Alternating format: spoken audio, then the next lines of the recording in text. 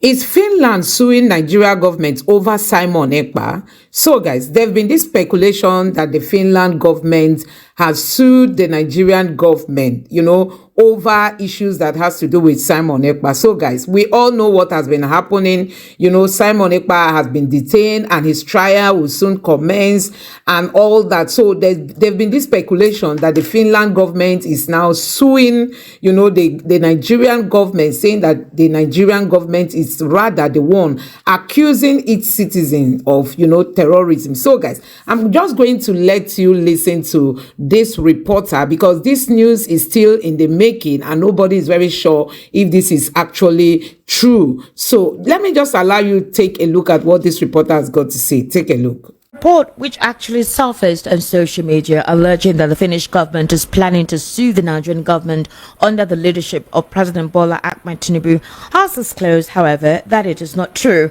Barely 48 hours after the purported situation emerged, whereby the declaration of the United States of Biafra by certain individuals in Finland, a southeastern Nigerian man has publicly renounced his Nigerian citizenship. He disclosed that it was one of the important reasons for continuing with the IPOB agenda and declaring of the Biafran state, which was declared in Finland.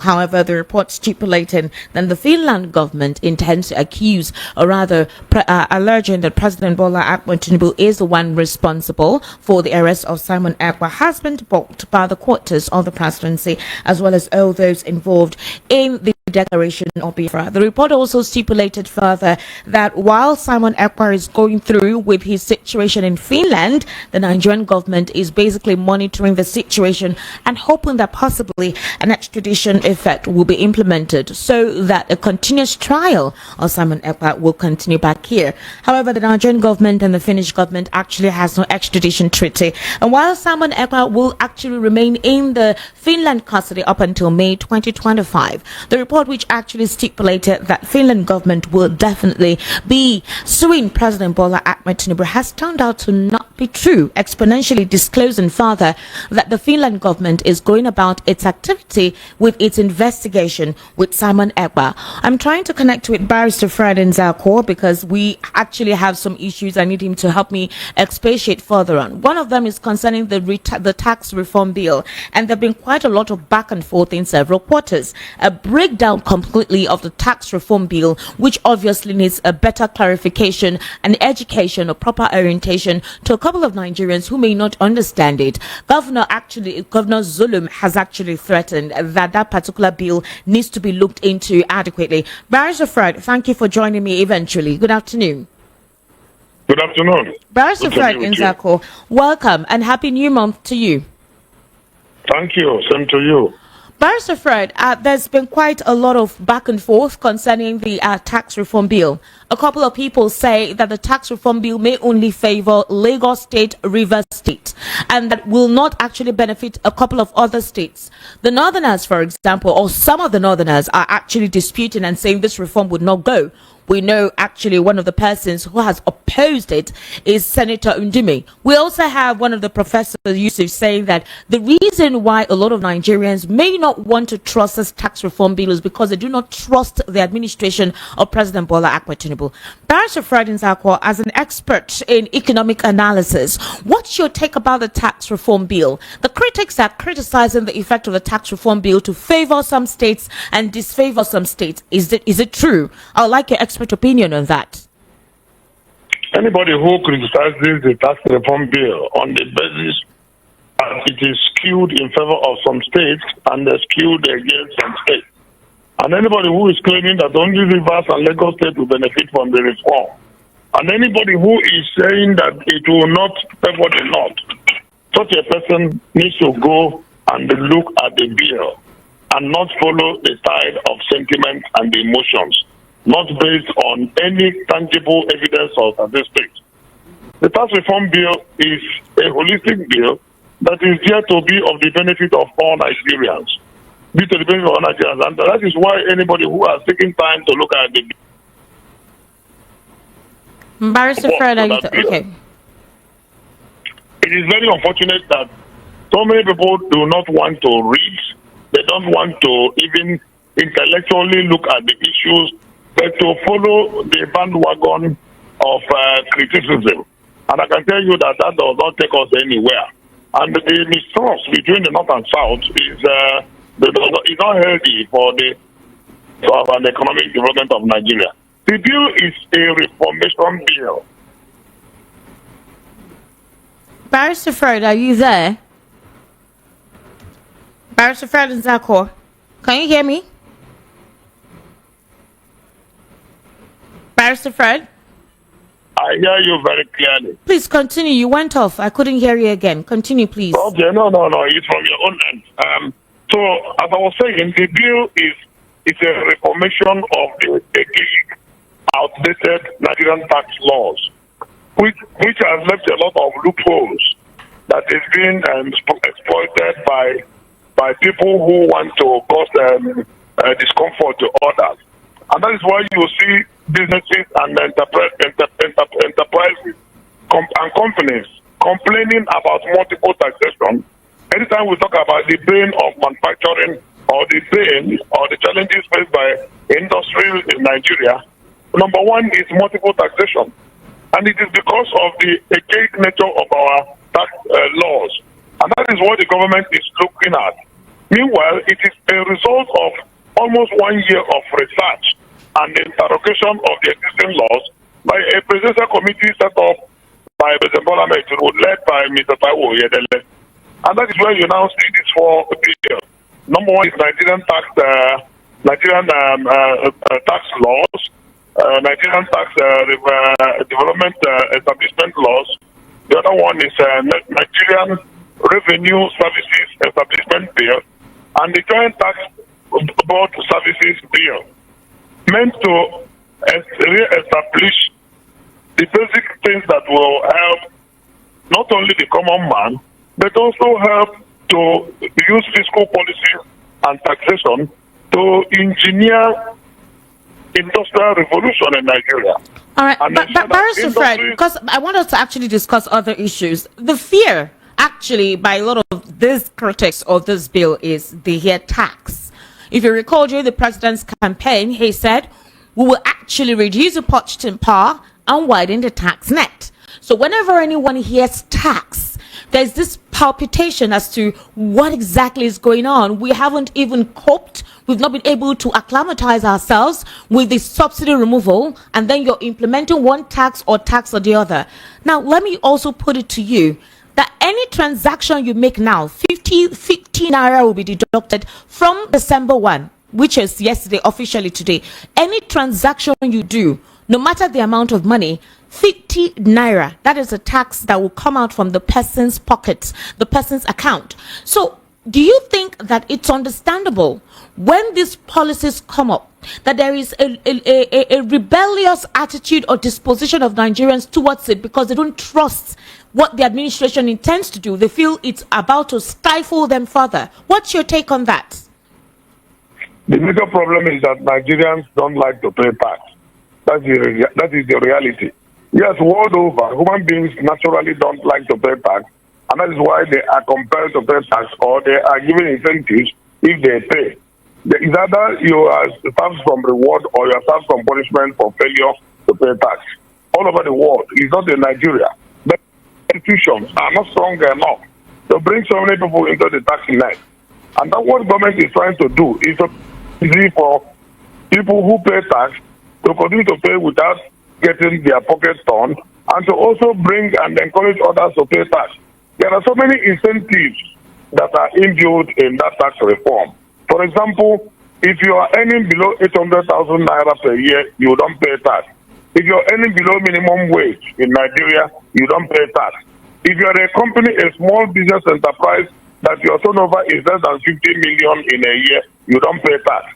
If you are a large spender, that in a month as an individual you spend 25 million or more, or as a company you spend 100 million or more, you are described as a large spender, and you are going to contribute about 2% towards the education fund of Nigeria, unlike 3.75% that you used to contribute before. The adjustment is also in the direction of the VAT, value added tax, which is a consumption tax. And it is proposed that the federal government will no longer take 15% of VAT. Initially, federal government was taking 15%, states were taking 50%, and the local government were taking 35%. But today, the proposal is that the federal government will take only 10%, these various states will take 55%, and local government will take 35%. And there are so many other incentives. There's going to be an establishment of an ombudsman, like a tax complaints commission. Yes. Where if you are not treated well by tax authorities, you can approach the commission for redress and for restitution. Government will also establish a fund where when you are going to get the refund from your payment of tax, there will be money readily to be refunded to you. As it's done all over the world. So there are so many inbuilt mechanisms that will be of benefit for all Nigerians, both private people and companies and the establishment. If you are an investor in gas sector, you are giving some tax holidays and tax incentives. Those are there. The only one that is contentious, which the North is holding on to, is the value added tax. And they are not kicking against the percentage because, as we speak, the VAT in Nigeria is 7.5%. But there is a shift, a paradigm shift in allocation or the sharing of the VAT. But Barrister Frank Nzako, we're running out of time.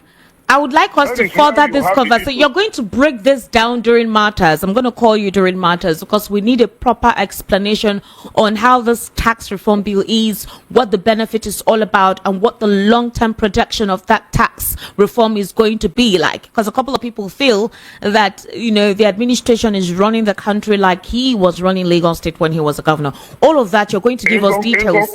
In conclusion, because of time, let everybody know that the tax reform bill is not against the people, and we should support it and make sure that it works. Because there are so many inbuilt mechanisms that will be in the best interest of all Nigerians. All right, but Barrister Fred, let's look at, I don't know if you watched on social media, I think last week, suppose that Biafran state declaration, 40 states were mentioned. IPOB has actually distanced themselves. In fact, there were quite a lot of words that were used. Imam Powerful says it is idiocy exhibited by a group of nincompoops, describing it as a scam intended to undermine the legitimate Biafran struggle. He also went ahead to say that that is not what late Dim Odumegojuku actually holds sway, that it is illegitimate. IPOP also accused the organizers of being infiltrators and provocateurs who work to destabilize the Southeast region and distract from the group's peaceful advocacy for self-determination. He called it a shambolic declaration, and that responsible media organizations should not give it any form of credence or legitimacy. What's your take on it? I cannot describe it better than those who know. Those who know have described it as shambolic, and I have no other word than what they have said. And for me, on the side of law, I feel it is an extension of illegitimacy and an extension of rascality and irresponsibility. Because you do not go to another country to begin to declare the independence of your own country in a different and sovereign environment. If you want to declare your own independence, then you declare it in the land where you intend to govern.